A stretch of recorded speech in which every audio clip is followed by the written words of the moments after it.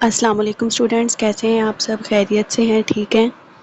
तो जो हमारा ऑनलाइन लेक्चर्स का सिलसिला चल रहा है, उम्मीद है आप लोग सुन रहे होंगे और आपने याद भी करना है साथ साथ। ठीक है, हमारे इस चैप्टर का जो हमने स्टार्ट किया उसके 2 लेक्चर्स हो चुके हैं, तो वो आपने सुने होंगे उम्मीद है, और याद भी किए होंगे। ठीक है, क्योंकि अगर आपको पिछला समझ आया है, पीछे से समझ आया है, तो ही आपको नेक्स्ट हर लेक्चर पिछले से कनेक्टेड है, तो आपने लाजमी उनको सुनना है। ठीक है, आज हमारे पास जो टॉपिक है वो है केमिकल इक्वेशन। पहले हमने केमिकल रिएक्शंस देखे, अब है केमिकल इक्वेशन।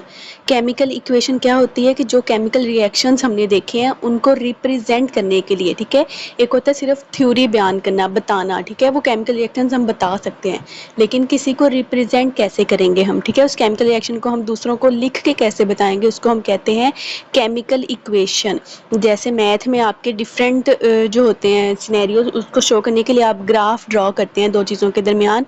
इसी तरह फिजिक्स में हमारी इक्वेशंस होती हैं, फिजिक्स में हमारे न्यूमेरिकल्स होते हैं, ठीक है, लाज के साथ हम उनको रिप्रेजेंट करते हैं। इसी तरह कोई भी केमिकल रिएक्शन को रिप्रेजेंट करने के लिए हम उसकी केमिकल इक्वेशन के साथ उसको शो करते हैं। ठीक है, तो ये है केमिकल इक्वेशन।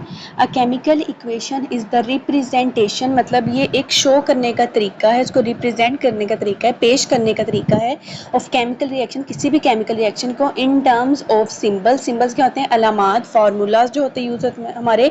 साइंस भी क्या है? अलामत के तौर पे यूज होते हैं, एक्सेट्राज। इन अ केमिकल इक्वेशन, किसी भी केमिकल इक्वेशन में reactants and products, reactants and products जो हमने पीछे देखे थे, रिएक्टेंट्स क्या होते हैं? जो दो चीज़ें रिएक्ट करती हैं, और प्रोडक्ट्स क्या है?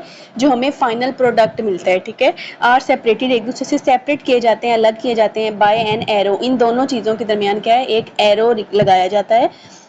Symbols and formulas of reactants, symbols और फार्मूलाज जो रिएक्टेंट्स के हैं, जो दोनों रिएक्ट कर रहे हैं, आर रिटन, उनको लिखा जाता है on the left hand side of the arrow. Arrow मतलब जो हमारा एरो जिससे हम रिप्रेजेंट कर रहे हैं तीर से, उसकी लेफ्ट हैंड साइड पे हमने रिएक्टेंट्स लिखने हैं, उनके सिंबल्स और उसके फार्मूलाज के साथ। और उसके बाद है where those of the products, जबकि जो प्रोडक्ट्स हैं आर रिटन, उनको लिखा जाता है on the right hand side, arrow के राइट हैंड साइड पे। एरो इज, जो एरो हम लगाएंगे या जिसको तीर का निशान कहते हैं, इज डायरेक्टेड, उसकी डायरेक्शन क्या होगी? Towards the products.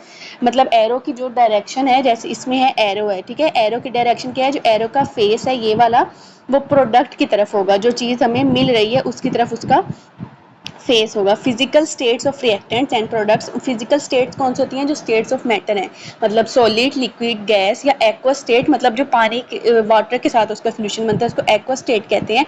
These are also expressed with their formulas और सिंबल्स, इनके सिंबल्स या फार्मूलाज जो हैं उसके साथ ही हम उसको रिप्रेजेंट करेंगे, किससे?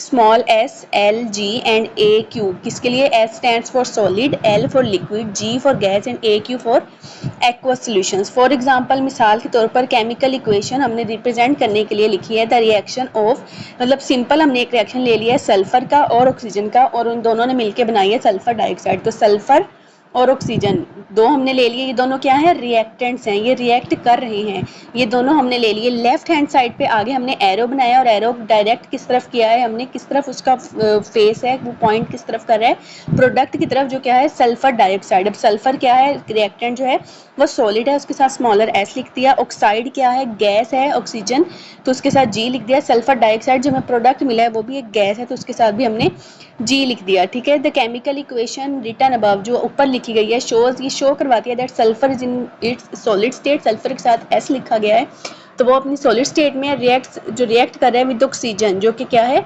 गैस स्टेट में, उसके साथ जी लिखा गया। The product of the reaction, जो हमें प्रोडक्ट मिला है वो क्या है? सल्फर डाइऑक्साइड, जो कि क्या है? एक गैस है। सिमिलरली इसी तरह chemical equation given as follows, जो नीचे बताई गई है, इंडिकेट्स, वो ये जाहिर करती है that zinc is in its solid state, zinc क्या है? सॉलिड स्टेट में है। वो कैसे? क्योंकि जिंक के साथ क्या है?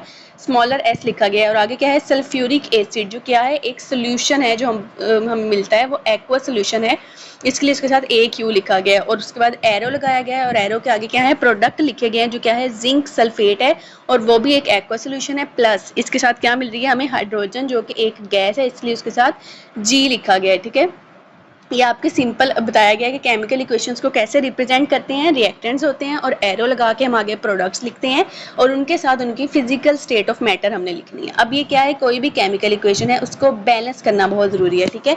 अनबैलेंस केमिकल इक्वेशन हमने नहीं लिखनी। अब उनको बैलेंस कैसे करना है इस केमिकल इक्वेशन को। द केमिकल इक्वेशन, ऐसी chemical equation in which number of atoms of each substance on both sides of the equation. For example इसमें क्या है, जो नंबर ऑफ एटम्स हैं ये क्या है, ये हमारे पास क्या है, सब्सटेंसेस हैं या एलिमेंट्स हम जिनको कहते हैं, ये जो भी हैं hydrogen, chlorine, zinc, sulphur, oxygen, ये सारे क्या हैं हमारे पास, कार्बन वगैरह, ये सब्सटेंसेस हैं या एलिमेंट्स हैं जो हमारे, इनकी जो है वो दोनों तरफ, ठीक है, एरो के एक साइड और एरो की नेक्स्ट साइड, लेफ्ट और राइट हैंड साइड पे दोनों इक्वल होनी चाहिए। मतलब ऐसा नहीं होना चाहिए कि अगर हमारे एरो की एक तरफ 2 हाइड्रोजन है तो एरो के जो राइट हैंड साइड पे हम वहाँ पे जाके 3 हो जाएं या 1 हो जाए या 4 हो जाए। इक्वल नंबर ऑफ एटम्स अगर होंगे तभी वो इक्वेशन क्या है, बैलेंस इक्वेशन होगी, ठीक है। अब इसको बैलेंस कैसे करना है ये हमने फर्दर पढ़ना है। फॉर एग्जांपल केमिकल इक्वेशन जो हमें बताई गई है, शॉन बिलो नीचे बताई गई है, is a balanced chemical equation. वो एक बैलेंस्ड केमिकल इक्वेशन है। कैसे, अब बैलेंस में आपने कैसे देखना है, हाइड्रोजन क्लोराइड है सबसे पहले, एक्वा सॉल्यूशन उसकी स्टेट ऑफ मैटर लिखिए, हाइड्रोजन क्लोराइड। अब इसमें कौन से 2 सब्सटेंसेस हैं, हाइड्रोजन अलहदा है और क्लोरीन अलहदा है, ठीक है। आपको ये सिंबल आपने पीरियोडिक टेबल में पीछे पढ़े हैं, H है और Cl है। अब ये नहीं करना आपने कि H अलहदा है, Cl अलहदा है और L अलहदा है, वो आपने देखना है कि किस एटम को वो रिप्रेजेंट कर रहा है, वो कौन सा सिंबल है, कौन सा एलिमेंट है। हाइड्रोजन है और क्लोरीन 2 हैं और दोनों का क्या है, एक एक है, एक यहाँ पे हाइड्रोजन हो गया, एक क्लोरीन हो गया। नेक्स्ट हमारे पास रिएक्टेंट है, उसमें क्या है, NaOH। Na किसको रिप्रेजेंट करता है, सोडियम को, O किसको रिप्रेजेंट करता है, ऑक्सीजन को, और H किसको रिप्रेजेंट करता है, हाइड्रोजन को। अब इसमें 3 हमारे पास सब्सटेंसेस हैं, एक सोडियम का, एक हाइड्रोजन का और एक ही किसका है, ऑक्सीजन का। सो टोटल हम इन दोनों में मिला के हमने देखनी है, ठीक है। ये नहीं है कि लैदा लेना, जितने भी रिएक्टेंट्स हैं उनको कंबाइन करके देखने हैं। अब इसमें क्या है, हाइड्रोजन हमारे पास 2 हैं, एक HCl में है और एक NaOH में है, तो 2 हाइड्रोजन है हमारे पास, एक ही Cl है, एक ही Na है और एक ही ऑक्सीजन है, ठीक है। इसको जब हम नेक्स्ट देखेंगे तो NaCl, यहाँ पे क्या हो गया, एक सोडियम हो गया और एक ही Cl, जो हमने पीछे देखा था यहाँ पे कितने थे, सोडियम 1 और Cl 1, ठीक है।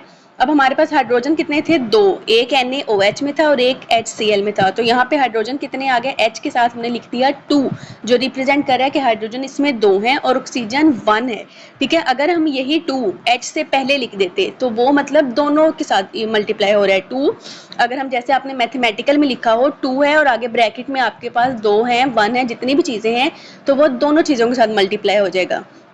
तो वो हमने अगर ऐसे लिखते तो उसका मतलब था कि हमारे पास 2 ही हाइड्रोजन है और 2 ही ऑक्सीजन है, लेकिन हमने सिर्फ H के साथ 2 रिप्रेजेंट करना था, इसलिए H के साथ 2 लिखा गया है और O क्या है, सिंगल स्टेट में लिखा गया। O के साथ कहीं भी 1 या 2 नहीं लिखा गया, ठीक है। 1 को हम लिखते ही नहीं है, जिसके साथ कुछ भी नहीं है, विच मीन्स वो ओनली 1 स्टेट में है, ठीक है। H2O 2 हाइड्रोजन 1 ऑक्सीजन, तो ये क्या होगी, बैलेंस्ड इक्वेशन होगी। अब इसमें क्या है, द केमिकल इक्वेशन, ऐसी केमिकल इक्वेशन इन विच, जिसमें नंबर ऑफ एटम्स जो है, ईच सब्सटेंस, हर सब्सटेंस के नंबर ऑफ एटम्स क्या होते हैं, ये इसके नंबर ऑफ एटम्स हैं, हाइड्रोजन के 2 थे और बाकी सबके क्या थे, एक एक था।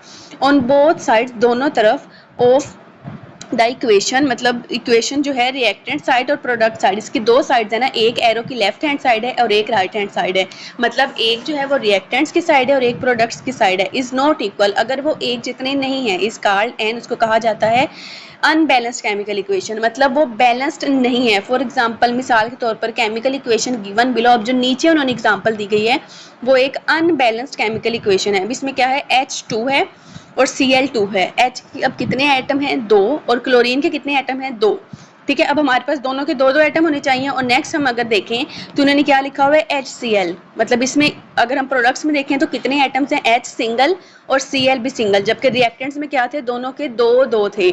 अब इसको बैलेंस हमने अगर करना होगा तो क्या करेंगे, दोनों को 2-2 लगाने हैं, तो 2 हम पहले लगा देंगे, ठीक है। अगर हम 2HCl यहाँ पे लिख देंगे तो वो क्या हो जाएगा, H के भी 2 मॉलिक्यूल और Cl के भी 2 मॉलिक्यूल, फिर ये इक्वेशन क्या हो जाएगी, बैलेंस्ड केमिकल इक्वेशन हो जाएगी। अब ये है अनबैलेंस्ड केमिकल इक्वेशंस, जैसे कि ये बताई गई है, कैन बी बैलेंस, इनको बैलेंस किया जा सकता है बाय डिफरेंट मेथड्स, मुख्तलिफ तरीकों से। The trial and error method, मतलब आपने कोशिश करते रहना है, जरूरी नहीं है कि आपने कर लिया तो एक दफा में सही होगा, आपने बैलेंस करके देखते रहना है।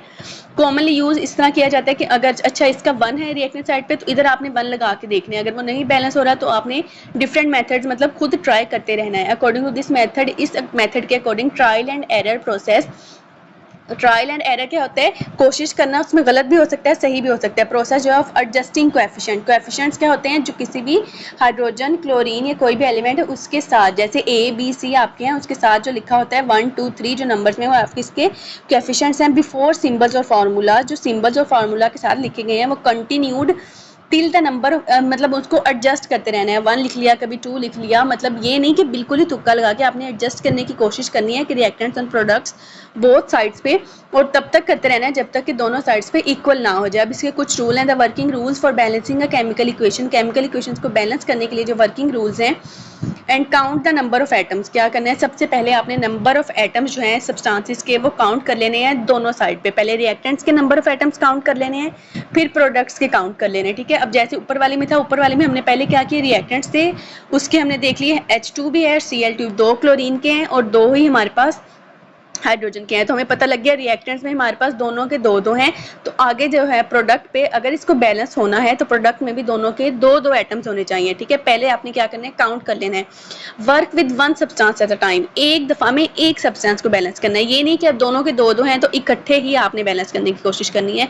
आपको पता चल गया कि दोनों ये इक्वेशन बैलेंस नहीं है तो आपने अलग-अलग इस पे काम करना है। H2 आपको पता चल गया कि H को पहले बैलेंस करना है दोनों साइड पे। अगर आप अलग-अलग करेंगे तभी वो बैलेंस होगी। पहले आपने क्या करना है, हाइड्रोजन को बैलेंस करना है, ठीक है। फिर आपने क्लोरीन को करना है वर्क, मल्टीप्लाई द सिंबल और फॉर्मूला, उनको मल्टीप्लाई करते जाना है विद सूटेबल इंटीजर्स, मतलब 2 3 4 5 ये नंबर ऑफ एटम्स हैं, इनके साथ मल्टीप्लाई करेंगे जिस on that side of the equation, उस इक्वेशन की साइड पे where the number of atoms of a particular substance, जिसमें नंबर ऑफ एटम्स किसी भी एक सब्सटेंस के इक्वल नहीं है, लेस हैं या ज्यादा हैं। And try to balance the atoms, उनको बैलेंस करने की कोशिश करनी है on both sides of equation, equation की दोनों साइड पे। स्टार्ट मल्टीप्लाइंग, मल्टीप्लाई करना स्टार्ट करना है विद रिलेटिवली स्मॉलर नंबर, ठीक है। अब मल्टीप्लाई करना है तो इसका मतलब ये नहीं कि सीधा आपने उसको 5 या 4 या 3 इस नंबर के साथ, रिलेटिवली स्मॉलर। सबसे पहले आपने 1 के साथ, 1 तो पहले ही होगा, मतलब अगर वहां पे मौजूद है मतलब वो 1 है तो उसको 2 से स्टार्ट करना है, नहीं हो रहा तो 3 से करना है। ऐसे आपने स्मॉलर नंबर से स्टार्ट करना है। Repeat the process for all substances 1 by 1, her substance के लिए 1 by 1 करना है। पहले आपने एक ले लिया हाइड्रोजन, उसको दोनों तरफ बैलेंस कर लिया, ठीक है। फिर आपने अगला ले लिया क्लोरीन, उसको दोनों तरफ बैलेंस कर लिया, ठीक है। मल्टीप्लाई करके बैलेंस करते जाना है। Balance the diatomic molecules, like इनको बैलेंस करते जाना है, hydrogen, nitrogen, oxygen, chlorine etcetera at the end. जो ऐसे मॉलिक्यूल्स हैं इनको आपने क्या करना है, एट द एंड, पहले जो आपको क्लियर नजर आ रहे हैं जिसके साथ 2 लिखा हुआ है, 1 लिखा हुआ है, आपने उनको बैलेंस करना है। फिर ये जो डायटोमिक मॉलिक्यूल्स हैं जिनके ऑलरेडी ही 2 हैं, मतलब उनको आपने बाद में बैलेंस करना है, लास्ट में बैलेंस करना है, ठीक है।